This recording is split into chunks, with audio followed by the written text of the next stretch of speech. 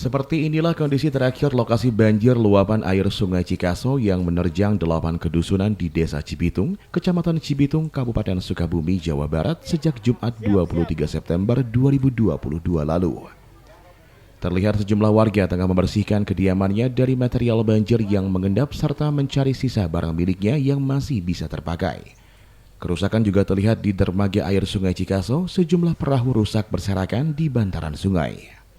Mumut, salah seorang korban banjir, mengaku dari 5 speedboat miliknya sebagai sandaran mengais rezeki, 4 hanyut terbawa banjir.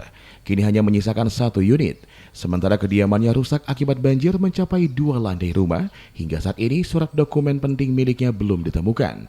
Ia terpaksa mengungsi di rumah keluarganya yang terdekat. Kondisi rumah hancur. Hancur. Kalau barang-barang gimana? Barang-barang hancur juga. Semuanya ya? Semuanya hancur, nggak ada yang bisa dimanfaatkan. Nah, kalau dokumen penting? Dokumen penting sementara nggak ada. Sementara nggak ada karena belum diperiksa gitu. Kalau Bapak punya perahu nggak? Perahu punya. Kondisinya sekarang gimana? Perahu kondisinya dari 5 sekarang tinggal 1 yang masih ada. 4 hanyut. Nah, sementara ini Bapak tinggal di mana? Sementara tinggal di rumah anak di atas. Sementara itu, Camat Cibitung Ana Rudianugraha mengatakan, hasil data sementara ada penambahan jumlah jiwa yang terdampak luapan banjir sebanyak 607 jiwa dari 193 kepala keluarga, serta 47 rumah rusak berat maupun ringan. Adapun kendala mendata sejumlah kedusunan lantaran lokasinya berada di bantaran sungai harus menggunakan transportasi air.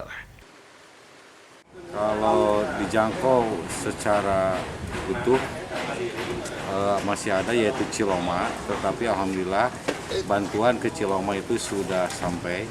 Kemarin kita terhalang atau terhambat oleh arus sungai yang masih meluap sehingga sulit rekan-rekan menyampaikan bantuan, tapi alhamdulillah.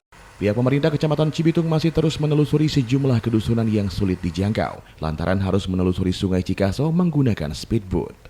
Dari Kecamatan Cibitung, Kabupaten Sukabumi, Iqbal Bakar melaporkan untuk Dinamika.